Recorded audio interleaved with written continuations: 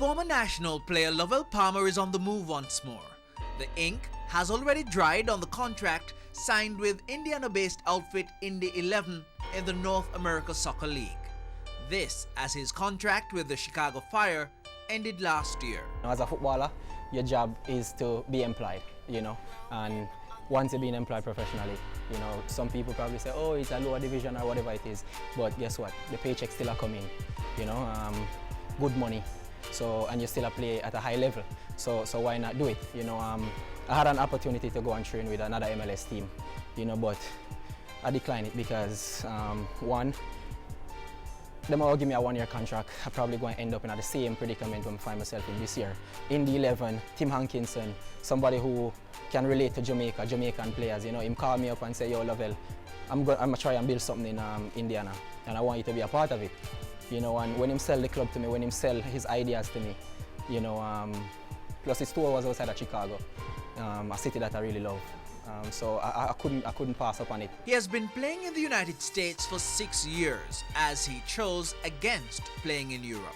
Every youngster's dreaming is to play in Europe, but at the same time for me, it was never really about the money. I know a lot of people say that, I'm someone who is big on family and big on tradition, and I know that if I play in Europe, certain places in Europe, I won't be able to come home for Christmas, and for me, one of my family traditions is I never miss a Christmas dinner with my family, and I wanted to keep that tradition going. Last year when I was in Chicago, I had an offer from a team in Norway, and of course I used it as a bargaining chip, and Chicago gave me another deal, which was good, but at the same time, Europe, it's nice, some people do it, kudos to those who do it, but for me, I'm big on family, I want to be close to home, so that also kind of influenced my decision. In 2013 with Real Salt Lake, he played in the final, but it didn't end the way he'd imagined. He was transferred 6 days later. But yeah, 2013, that penalty shootout, I didn't even realize that it would reach to me, at 11th person or 10th person. It didn't define who I am as a player or as a person. When it was my turn, I tell myself one thing: I'm gonna go up and smash it as hard as I can. Anything else happen, it's not gonna be the goalkeeper save it, and I did what I wanted to do, right? Smashing it so that the goalkeeper can't touch it, and it hit the crossbar. I was comfortable with that in the sense that if the goalkeeper had stopped it, I probably couldn't live with myself if I tried something different, Over the years, I've taken many PKs for Harbour, and that's my style, Unfortunately, it went a little bit too high, it hit the crossbar, But at the same time, my teammates didn't chastise me, Salt Lake didn't trade me because of that, And it's funny because I actually asked to leave Salt Lake. As CJ Brown, who was my coach in Salt Lake at the time, who I think was responsible for my performance throughout the year. He gave me that confidence and worked with me constantly, non-stop, to make me a better defender. He taught me things that I never learned even playing with the national team. So when he told me that he was moving to Chicago, naturally, I never want to move with him. And I called the GM of Salt Lake and I tell him, yo, I've been the loyal soldier. Now I'm getting the opportunity to be a #1 in Chicago. I also work with somebody who pay a lot of attention to me, who made me the player I am right now. Just give me the opportunity to go with him, and me and CJ, we good, and I don't regret anything because I went to Chicago, had 2 great seasons, I made a lot of good friends, I made relationships that will last for a lifetime, so I have no regrets, and for me, loyalty is a big thing. It's funny, the walk from the center circle to the penalty spot, I don't remember much. I feel like a blackout. I had one of those moments where, I couldn't see anything, I couldn't remember anything. I just remember spotting the ball, and when I took my steps back, I said, hey, I'm gonna smash it as hard as I can, and I did just that. But a lot of people don't know, when you can take 1,000,000 PKs in practice, and you score all of them, but when you have 25,000 people, making noise, when you know that another 25,000 people or 100,000 people in Salt Lake, depending on you, the goal gets smaller, the muscles tighten up. That's why I always say this, the Zidans, the Ronaldo, the Cristiano Ronaldos, the Messis, the guys who do that in the World Cup stage and the finals, kudos to them, man. It's not no coincidence or somebody like them why they make the big bucks that they do. You know, it's because of them temperament, the calmness. You know, it not easy to step up. Even the Usain Bolt, when him step up in 100 meters and say, yo, you know what, I'm going to execute. Because trust me, the moment you go there and you sit in the blocks, or the moment you go there and you spot the football, the muscles get tight. You know, the mind start race 100 miles per hour. How do you keep yourself calm? In 2005, Palmer made his international debut for Jamaica, but has only managed 29 caps over an 8-year span. The 31-year-old has since called it a day with the Reggae Boyz, but he hasn't forgotten the bad times. I remember one time I was in the national team, Caribbean Cup. That's the first time we failed to qualify from the, well, it was the Harbour era, that year that we didn't qualify at the stadium. St. Vincent, I think, beat us or whatever it is. And I was in the 18-man squad the morning of the game, right? And the match commissary come to check off the passports. And right as it was my turn to go up and, you know, check off my passport and thing, the manager of the team called me and said, Lovel, sorry, you're not in the team anymore. There's a player that is flying in from England today, and he's gonna be on the team for tonight. You know, after I've been here for weeks preparing, you know, putting in all the work, and then a couple minutes before I get my big break, because this was gonna be my first international tournament with the national team, especially at home, you know, and then just like that. And it's not because I didn't earn my spot, but because somebody flying in from somewhere and I'm playing at Harbour. The worst one was we had a tournament with the under-17 team, you know, in St. Louis. And the day before we leave for St. Louis, we played a practice game against Arnett Garden, down at Arnett. And I played the game, you know, after the game finished, the coach came to me, informed me, yo, Lovel, we're actually going to bring one of the Arnett players. We're not going to bring you again. And I'm like, all right, cool, no big deal, you know, and it hurt. 2 days later, well, after the news, I packed my stuff, went back to St. Elizabeth because, you know, school continues. And a couple of days later, I get a call, oh, Lovel, one of the players didn't show up for the camp, so we're going to need you to travel to St. Louis. As a 14-year-old, I travel go St. Louis, Missouri by myself, you know, change airport and all of these things. You know, a good thing, I have a little bit of smarts. Under 17 again, Canada came here. I think this was 2002. And we had my club at the time, Essex Valley, we played against Canada. Under 17 was in camp, I wasn't invited to the camp. I played against Canada with Essex Valley. We lost 3-2. And after the game, they invited me to the national team because obviously I had a good game. And they invited me to the national team. Played against Canada, did well. And then we were going to Brazil for a camp, 23-man camp. Them left me out for the roster again, right? Go back to school, do my thing, and a couple days later, I get a call from Mr. Bell because him always I do a call thing there, you know. Because I tell Mr. Bell, I rate you. Him always I do a call thing there, and they tell me, say, I'm at school. And they must say, yo, Lovel, you have to come to Kingston like right now. And you have to jump on the bus, travel from Kingston, and them say, yo, you travel to Brazil by yourself again. 14-year-old. Is it me, I say 15-year-old, I do all of these things together. So from them time, them a deal with me away, man. You know, so I don't know nothing if me reach a stage now where me can tell them, say, yo, no go one side, man. Is it me, I say? Self-made, man. Big up to Harbour View and Mr. Bernard. Always there by my side. Is it me, I say? Nigel Castle. Never leave me up, man. You see me I say? And that's why people probably say, yo boy, Lovel, you're loyal to Harbour View. But you see all of them nights when me I cry and me not have nobody to pick me up, and Mr. Bernard come pick me up and I say, easy you. You go good. I'm going to go Harbour View, just stay in the compound of the building by myself and shed all of the tears then Mr. Bernard come link me. You see me I say? Mr. Stewart them always in my corner. So right now, me forever be indebted to them. Anybody who know me know that I stay true to me, my roots, you know, my family and my friends, you know, regular trips to St. Elizabeth, you know, It's just a couple days ago, my brother was going home and I give him 3-4 balls, you know, to go give the little community team. It's not even like it's any registered team or anything, you know. Just guys who I used to kick about with. Just give them some football and say, yo, do your thing. Harbour View, closest thing to me in Jamaica football, you know. They know what I do. I don't have to spell it out, you know. They know what I do. Yeah, man. So I do my thing and I give back as much as I can. As for retirement, he's yet to set a date. It's a year-to-year thing now, assessing year by year.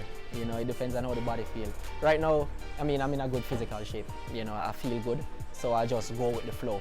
You know, but whenever time the youngsters start run past me, you know, and I can't catch them, that's when I'll hang it up. I mean, I've been at it for 12 years now. You know, so it's coming to that time. Next week, we continue with more of Palmer's experiences around the national team. Last week, former Reggae Boy Lovel Palmer spoke about his American experience and the Reggae Boyz squad. Tonight, we continue with part 2. Palmer made his debut for the Reggae Boyz in 2005.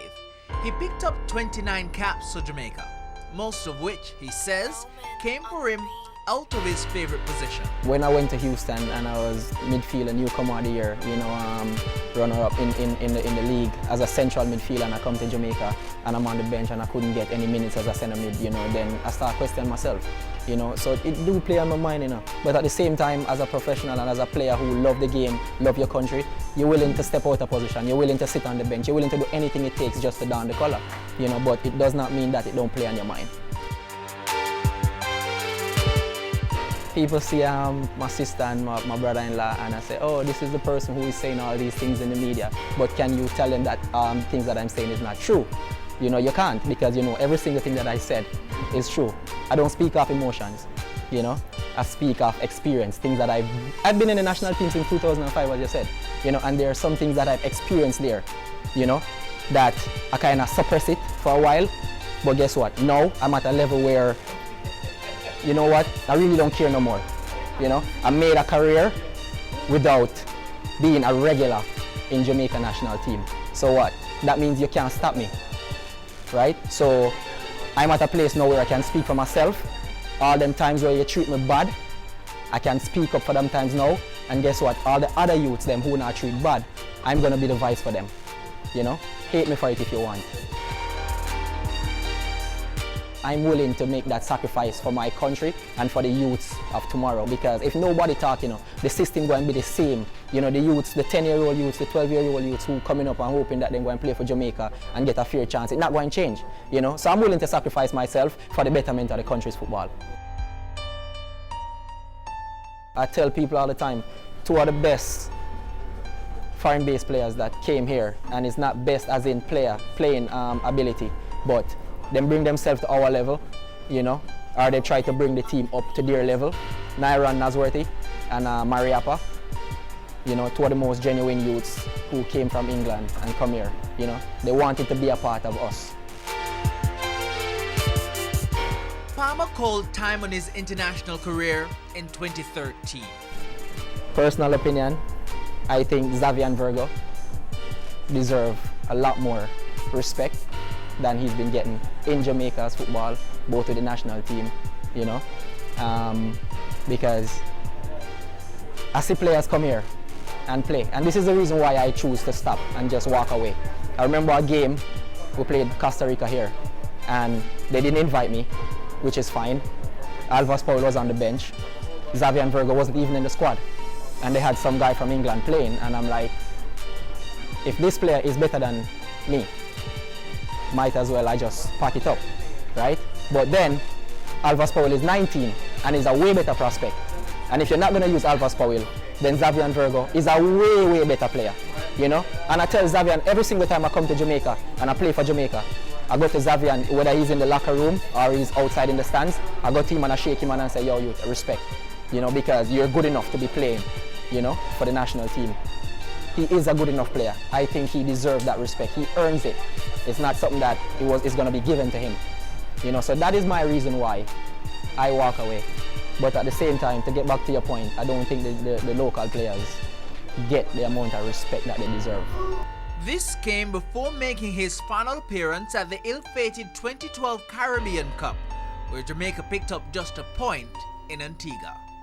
It still left a bitter taste in my mouth, to be honest, you know, because after playing all 6 games in the quarter-final round, you know, and we fought, you know, we fought for every single point that we got, you know, even when we came back here and we had to beat who was that, Antigua by 4 goals or 3 goals, you know, and we left everything on the pitch, man.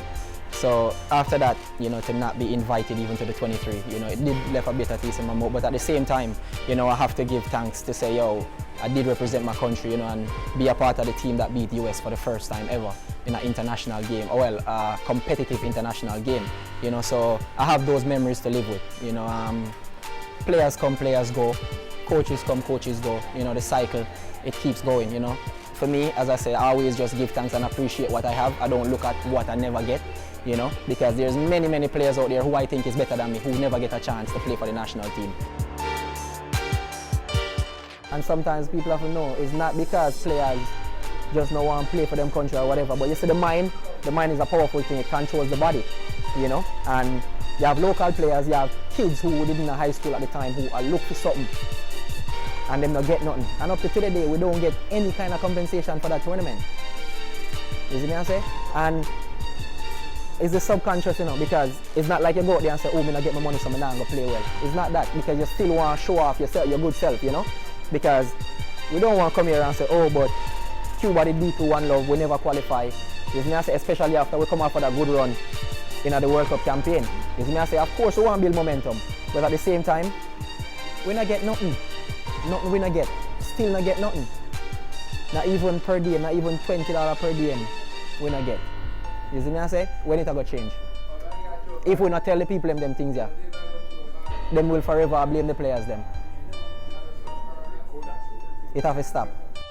I don't want to mention any names, you know, but I remember at the time we had a schoolboy in the team, you know, and him come to me because our room, me, Richard Edwards, Dwayne Miller, Jeremy and Taylor, that was a room where, you know, everybody feel comfortable, you know, to come and, you know, we chit chat and we talk about whatever. And yeah, man, I remember the school you'd come to me and him say, yo, Lovell, when we get the per diem, you know, how much we get? And I say, yo, you know, normal we probably get like, because at that time we know we not get match fee and stuff like that, so we'll probably get $100 a day. Him say, oh, so that means I can go home and fence up the house for my mother like me tell her. You see me I say? So them youth come now and them have that little youth want to do something for him family. And nothing no happen. Of course we have to be a voice for them. We have to. I've been in that situation before. It's not a good look, but at the same time it seems like it's the only way Jamaican players can get their money, is when them do that. You know, it's not good for the country's football. Every single time we go on a tournament, we're in the media, oh, we're about to strike. We're in the media, we're not getting money. It's not good because then it takes the focus from the game. You know, it takes the focus from the game. We know a month, 2 months in advance that we're going to this tournament, right? Put aside what is supposed to be for the players, right? And then you know you have this. It's there. You tell them, yo, gentlemen, I have this. Can we deal with it? Can we, you know? And we go to the tournament and we work. You know what I mean? But you can't wait until a day before the tournament starts or 5 matches in the tournament. You come in and say, oh guys, I don't have any more, or I don't have this, or I don't have that. Of course it's going to cause problem because you can't promise me, if you tell me, yo, give me $10, I'm going to say, yes, me take $10, right? You can't come to me 2 weeks later and say, Lovell, I only have 5. Tell me before, man, say you have 5, you have somebody can agree to come and be a part of it, or say, yo, I don't want to be a part of it. This unsure thing where you don't know, you're in between, those things, yeah, it don't look good for the football. Maybe I'm too honest, you know, maybe I'm just someone who is outspoken. You know, I had to work hard for everything I got in my life, you know, so nobody spoon-fed anything, you know, so if I feel like I need to say X, Y, or Z, players are not comfortable why they don't perform at the highest standard, you know, highest level, you know, or the food wasn't good. That's me. I'm just gonna tell it as it is. You know, if someone wants to hold me accountable or use me as an example because I'm standing up for my teammates or for myself, then fine, go ahead and do that. It does not define Lovel Palmer. You know, everybody know Lovel, loyal person, work hard for the team. Maybe not the best player, but one thing you're going to get every single day is heart. You know, and I constantly do that, I give that. That's what I build a career upon. So if you're going to chastise me and penalize me for my honesty, I'm sorry, but it's your loss, not mine. Jamaica's football will always be where it's at until it won't move, it won't elevate until we start focusing on grassroots football, you know. You go to the States, kids playing football from them are 5, 3, you know. The best coaches are with the kids because it's habit. Football is a habit. You know, you develop the right habits from you're young and it grows into you. You know what I mean? So by the time you reach 18, 17, 18, you're professional already because you don't have the best coaches teaching you the proper technique to strike a ball, crossing the ball, you know? So I see Ricardo Gardner and Freddie Butler now been appointed to the U20s, you know, and it's a good look because young guys, you know, with good ideas for the football, you know, just hopefully they can get all the support they can, you know, to try and change the game.